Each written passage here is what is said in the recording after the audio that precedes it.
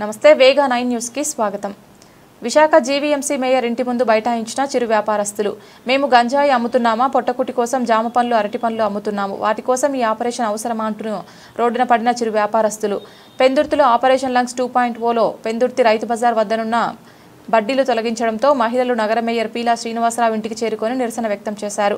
మహిళలు మాట్లాడుతూ పొట్టకుటి కోసం రోడ్డు మీద జామపళ్ళు పువ్వులు అమ్ముకొని బతుకుతున్నాము, మేము ఏమైనా గంజాయి అమ్ముతున్నామా, అందరి బడ్డీలు తొలగించడానికి మేము కట్టిన పన్నులతో మీరు బతుకుతున్నారు, మీ సొమ్ము ఏమైనా మేము అడిగామా, ఓట్లు వేసి గెలిపించినందుకు మాకు బాగా బుద్ధి చెప్పింది కూటమి ప్రభుత్వం।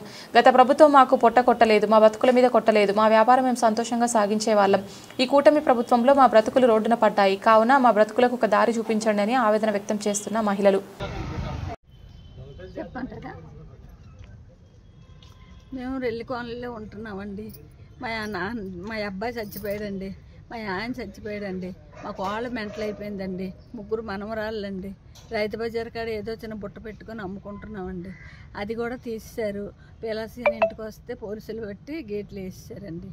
మేము ఎవరికి చెప్పుకుంటామండి, నా పిల్లలకి ఎలా పెంచుకోవాలండి?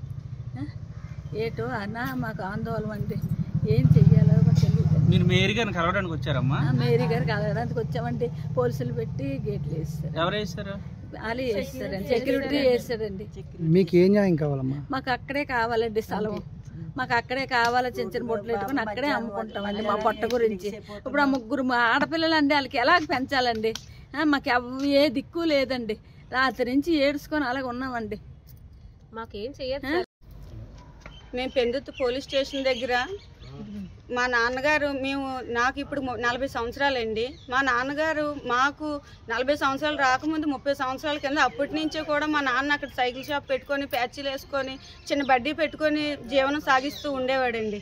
అలా సాగిస్తూనే కూడా అది కూడా అప్పుడు ఉండేటప్పుడు ఒకే రోడ్డు ఉండేది, తర్వాత 3 రోడ్లు 4 రోడ్లు అని చెప్పారు, తర్వాత అలా వెనక్కి వెళ్ళిపోయిన తర్వాత అలా ఫుట్పాత్ వెనకాతలే మా నాన్నగారు పెట్టుకొని జీవనం సాగిస్తున్నాం। చిన్న చిన్న ఆ పిల్లలతోటి అక్కడే దాని మీద ఆధారపడి బతుకుతున్నాం। దాని మీద మా తమ్ముడు కూడా, అతనికి కాలు అవుకు మీద యాక్సిడెంట్ అయిన దాని మీద అతను కూడా బయటికి పనికి వెళ్ళలేక ఆ అరటిపళ్ళు అమ్ముకునే జీవనం సాగిస్తున్నాం। జీవీఎంసీ అధికారి గారు కూడా మాకు దానికి షాపుకు పన్ను ఉంది, కరెంటు బిల్లు కడుతున్నాం, రోడ్డు పన్ను కూడా కడుతున్నామండి। కనీసం పెద్దలు ఇగోటమ్మ ఇప్పుడు తీసేస్తున్నాం చేస్తున్నాం అని కూడా కనీసం ముందస్తు సమాచారం కూడా ఏమీ ఇవ్వలేదండి।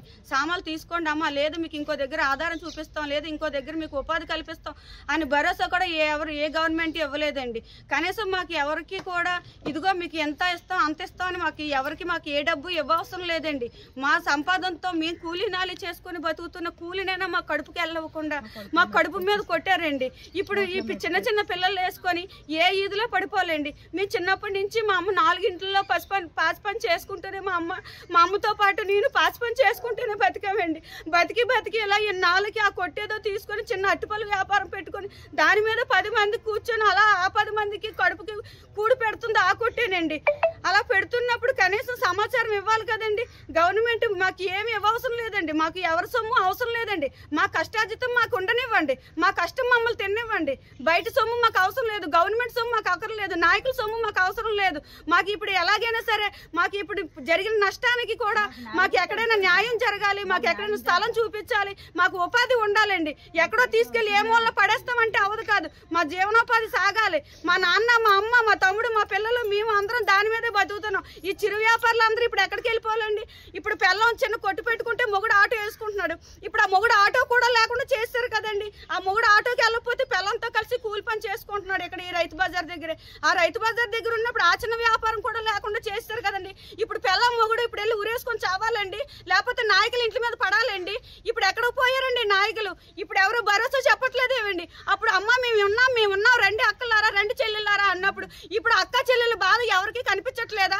ఈ కూటమి ప్రభుత్వం ఏటైపోయిందండి? జగన్ ప్రభుత్వం మంచిది కాదన్నారు, జగన్ మంచోడు కాదన్నారు, ఇప్పుడు జగన్ ప్రభుత్వంలో మాకు ఏనాడు ఎంత హాని జరగలేదే, ఇక మీకు భరోసా ఆ కూలి వ్యాపారానికి ఉపాధికి ఇంకా సాయం అందించాడే కానీ అతను సాయాన్ని తీసేయలేదు కదండి। మీరు సాయం మాకు ఇవ్వవసరం లేదు, ఉన్న సాయం కూడా మీరు చేయమని అడగట్లేదు, మాకు ఉన్న ఉపాధి మీరు మాకు మా ఉపాధి కావాలి, మా భరోసా మాకు ఉండాలి, మా కూలీనాలు మేము ఏదైతే చేసుకుంటున్నామో మా వ్యాపారం మాకే ఉండాలి, మీరెవరు మాకు న్యాయం ఇదే చెయ్యాలి।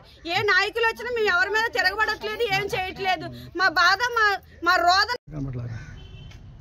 చెప్పరా? రైతు బజార్ దగ్గర షాపులు తొలగించడం వల్ల మేము విశాఖ నగర మేయర్ గారు పేలా శ్రీనివాసరావు గారి ఇంటికి వచ్చామండి. వస్తే కనీసం ఆయన మాకు సమాచారం కూడా ఏమి ఇవ్వలేదు. ఆయనకి మా బాధను వినిపించుకోవడానికి కూడా మాకు అవకాశం లేకుండా పోలీసుల్ని సెక్యూరిటీని పెట్టి గేట్లు మా ముందే తలుపులు వేసేసారండి. ఇప్పుడు మేము ఎవరిని కలాలి, మేము మా రోజుని ఎవరికి చెప్పుకోవాలండి. కనీసం మా అవకాశం ఇచ్చి ఆ విశాఖ మేయర్ గారిని బయటకు వచ్చి మా బాధ ఏంటో తెలుసుకునేటట్టు చేయమని కోరుతున్నామండి. దానికి లైసెన్స్ అడుగుతున్నామా న్యాయబద్ధంగా పైలలు తీసుకొని అప్పులు చేసుకొని 25 రూపాయలు అన్న 25 రూపాయలు కట్టుకొని 2000 ఒకసారి న్యాయం చేయమని గేట్లు వేసుకొని ఎవరి మట్టుకాలు కూర్చున్నారు. పోలీసులు ఏమేమి చేసేస్తామని పోలీసులు రప్పించుకున్నారు. వాళ్ళు భయం కొలిది జామకాయలు అమ్ముకుంటున్నాం. జామకాయలు ఉంటే జామకాయలు, పండగల పూట ఆకులు ఇవి అమ్ముకుంటాం. మా పొట్టల మీద కొట్టడానికి వచ్చారు. కాకపోతే ఉన్నారు, ఆడవాళ్ళ మీద మొగుళ్ళు లేని వాళ్ళు ఉన్నారు, చిన్నపిల్లలతో బతికిన వాళ్ళు ఉన్నారు. వీళ్ళందరూ ఏమైపోవాలన్నా మా పొట్టల మీద, పేదోళ్ళ పొట్టలు ఉన్నోళ్ళ పొట్టల మీద కొట్టచ్చు కదా. ఆ షాపింగ్ మాల్లు అవన్నీ ఉన్నాయి కదా, బైక్ సెంటర్లు అవన్నీ ఉన్నాయి కదా బయట. ఏంటి న్యాయం అంటే అందరికి ఒకలాగే జరగాలి. ఒక లైన్ గా ఎక్కడెక్కడైతే ప్రజలు బతుకుతారో రూపాయి నాలుగు పని చేసుకొని కూలి పని చేసుకొని బతుకుతున్నారో అలాంటి షాప్లే చర్చి లేదా దేవుడి దగ్గరికి వెళ్తే మీకు భయమా? వెళ్ళమేరా గవర్నమెంట్ మరి ప్రభుత్వ అధికారులు ఉన్నారు కదా,